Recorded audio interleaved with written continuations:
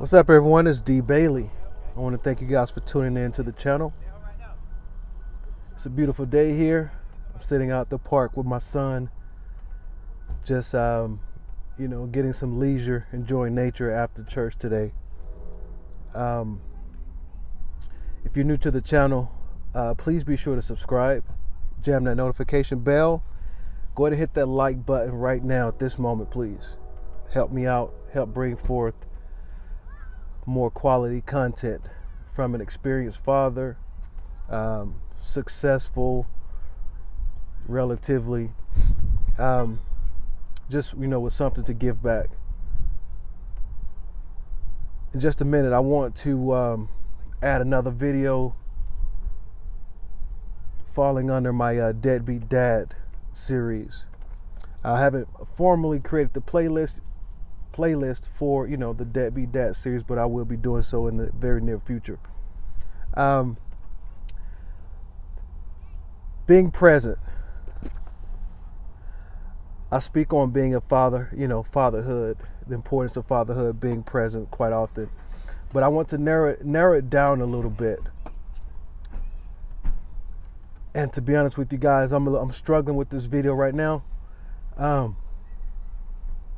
Not feeling in the mood to talk right now, but I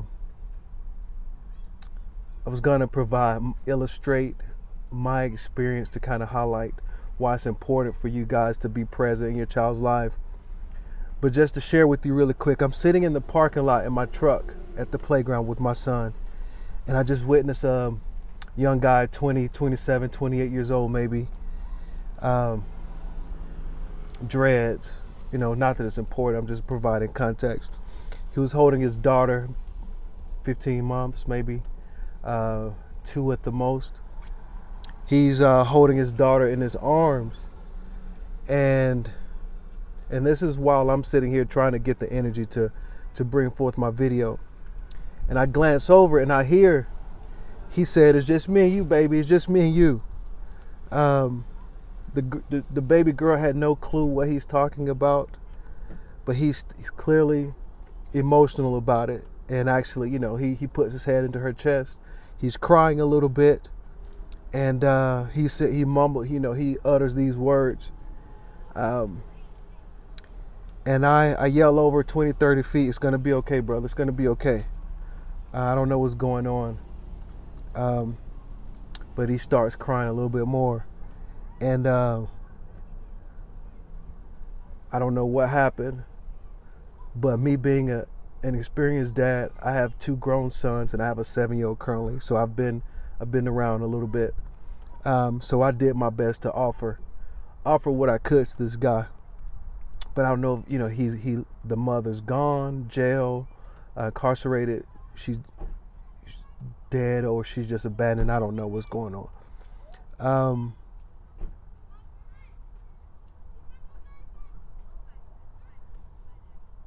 Subsequently, I went over to the car before clicking go on this video.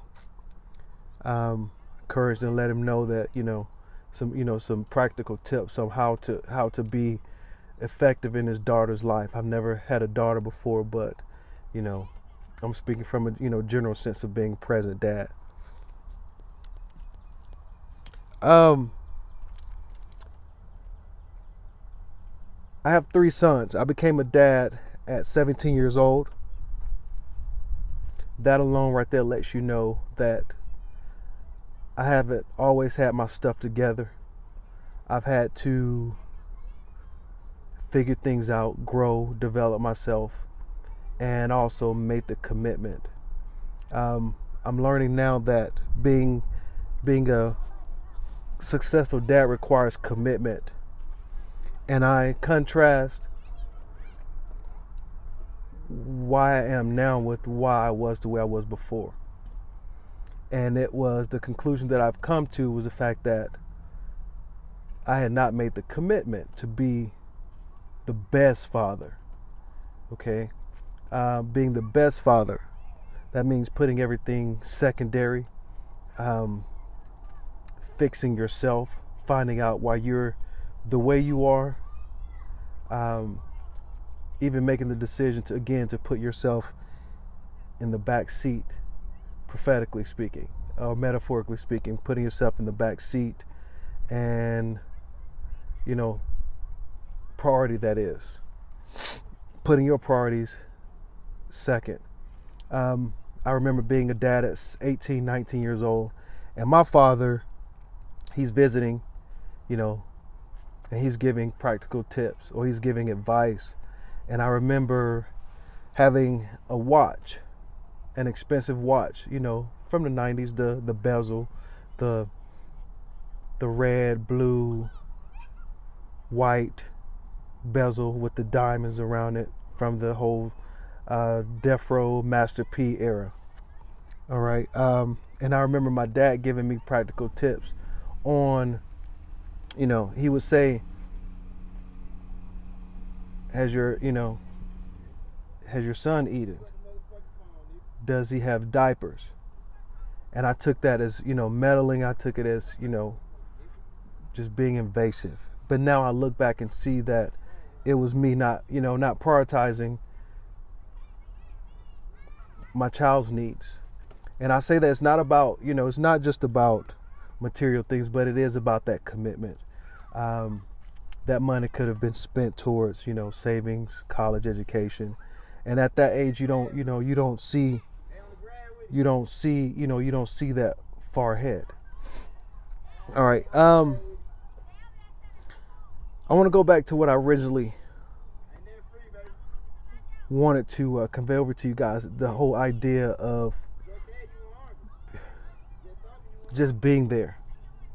Okay, a lot of times as men, we feel insecure. We feel as though we can't be the dad that the other child has, who may be driving the car that we feel like our child deserved to have, or we don't have that education that the next door neighbor's dad has, or that house that your child's playmates' parents have. And I can tell you from experience, those things are highly, highly superficial. Just to give you an example,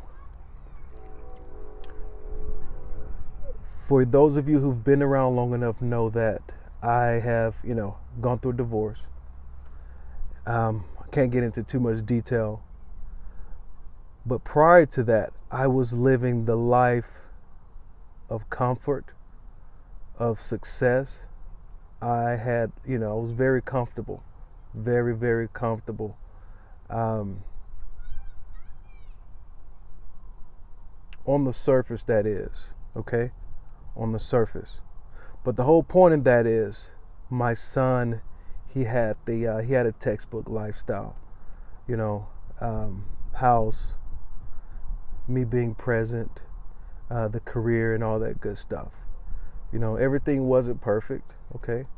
But again, on the surface, everything looked great. During the transition, things changed in my living situation, okay? And when I would see my son, I felt this horrible guilt, and it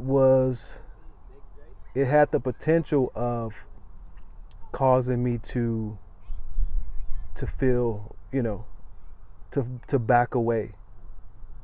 However, me being who I am, me being confident who I am, caused me to, to fight that and be there, for him, to be the dad that he needed. I had already made that commitment, so it wasn't negotiable. But to be forthcoming with you, to be totally open with you, the potential was there to feel lower than low and just walk away out of, insecurity. And I can imagine some of you may be feeling that. I imagine that has the potential to drive so many away from being present in their son's life. That masculine pride. But I can tell you this right here. During that time, there was something that my son, told me. Me personally, I'm looking at the fact that I'm not in this big house anymore. All right. I had things to be proud of. And to be honest with you, my situation was not as bad as I thought it was. It was still better than, I would say, 80-90% of the population.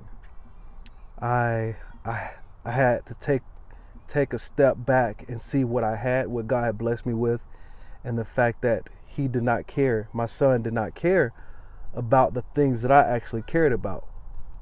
Those children, those boys specifically, you dads, they want you around. Okay, they don't see what you see. They don't expect what you expect for them.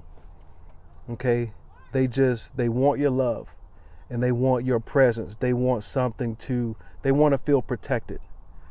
And in my opinion, that's ultimately what it's about. Your job is to protect them and shield them and just, help them grow and guide them.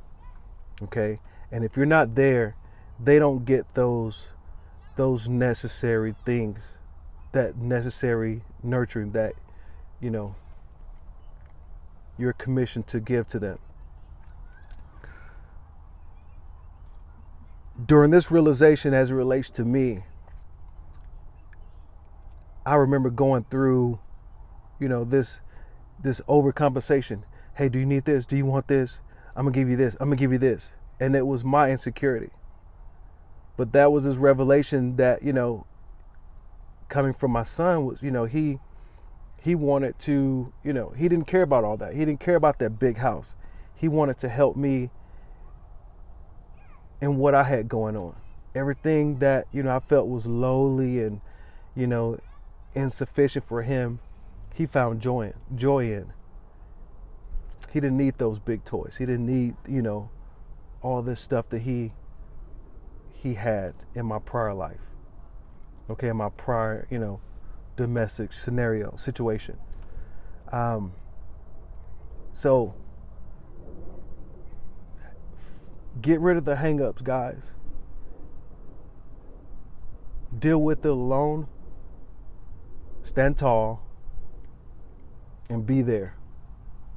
Okay? Be there for them. Figure out, again, whatever it is that you're dealing with, and just be there, be present. Okay? That's all they need. That's all they want from you right now. Okay? Later on in life, as they get older, become teenagers, they're going to go through the material stuff. They're going to go through the judgment of you. They're going to go through the comparing you with other people. It's a natural phase. They're learning more. But at this point in life, they're figuring out who they are. And in being able to do that requires your presence. And if you're not there helping them figure out who they are, the world will help them figure that out. The wrong people will help them figure that out. Okay? So just be there, be present, and, I hope this helped, guys. Thank you for listening. Thank you for lending your ear as D. Bailey Speaks. I hope you listen. Again, please hit the notification bell, leave your comments below. All right, share this video with someone who could benefit from this content. All right. Again, guys, thank you for listening to D. Bailey Speaks. Peace.